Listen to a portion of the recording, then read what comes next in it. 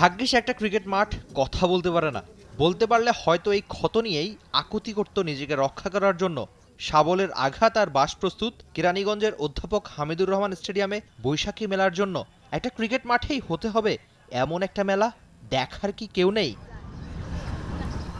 জাতীয় দলের সাবেক তারকা মোহাম্মদ রফিকের জন্মভূমি কেরানীগঞ্জে ভবিষ্যৎ রফিক তৈরির জন্য প্রস্তুত কি? যেখানে শুরুর দিকে এক বছরে তৃতীয় বিভাগের ৬৫টা ক্রিকেট ম্যাচ আয়োজিত হয়েছিল, সেখানে আপাতত মাঠ দখলের প্রতিযোগিতা চলছে। এই মাঠের আকুতি আপনি শুনতে পাচ্ছেন তো কেরানীগঞ্জবাসী? পেছনে সারি সারি বাস।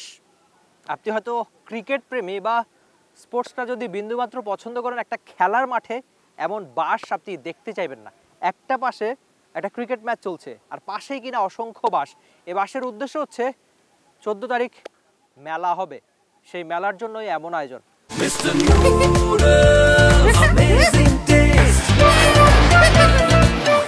তবে এমন দৃশ্য আপনি হয়তো কখনোই দেখতে চাইবেন না।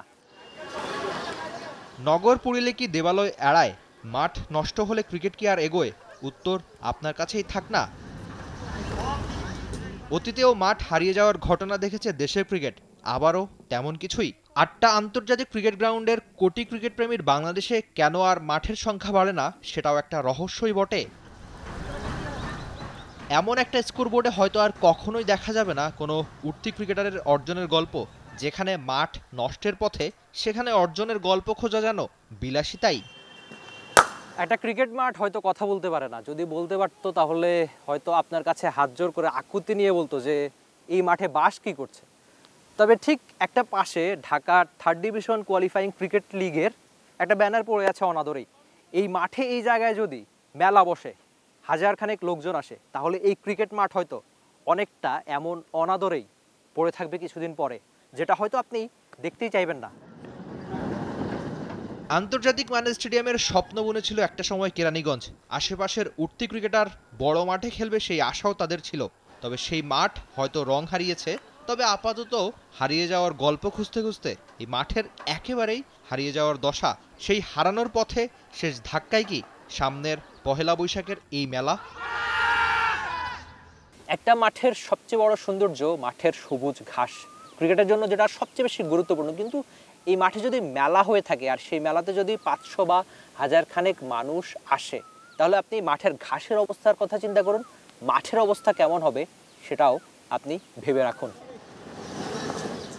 ক্রীড়াপ্রেমী সাধারণ মানুষেরা চাচ্ছে এই মাঠ টিকে থাকুক, আর অন্যরা অভিভাবক শূন্য এই মাঠের খোঁজ রাখছে কি কেউ? একটা মেলায় যেন ধস নামানোর অপেক্ষায় এই মাঠের। কে বা কারা করছে এই মেলা? আপাতত অভিভাবক শূন্য এই মাঠের কি দেখভাল করার কেউ নেই? একজনও না? উত্তর না। এই প্রশ্নের উত্তর আপাতত মিলছেই না। একটা মাঠ বড় ক্রিকেটার তৈরি করে। বহু দূরের নিউ সাউথ ওয়েলসের বাউরাল গ্রাম থেকে উঠে এসেছিল স্যার ডন ব্র্যাডম্যান, কিংবা মুম্বাইয়ের শিবাজি পার্ক থেকে এসেছিল সচিন রমেশ টেন্ডুলকার। এত দূরে যাওয়া লাগবে না, আপনি বাংলাদেশের কথাই ধরুন না। মাগুরার আলোকদিয়া থেকে একজন সাকিব আল হাসান, চট্টগ্রাম থেকে তামিম ইকবাল খান, অথবা বগুড়া জিলা স্কুলের মাঠ থেকে মুশফিকুর রহিম। তবে কেরানীগঞ্জের এই মাঠ থেকে এখন পর্যন্ত কেউ হয়তো আসেনি। সামনে আসবে কিনা তা জানতে তো ভাই আগে আপনাকে এই মাঠ বাঁচাতে হবে, নাকি? Rifat Emil, T sports, Keraniganj, Dhaka. For more updates, subscribe to our YouTube channel and click on the bell icon. Follow us on Facebook and Instagram. Download T Sports app to enjoy exciting games and highlights. Visit tsports.com.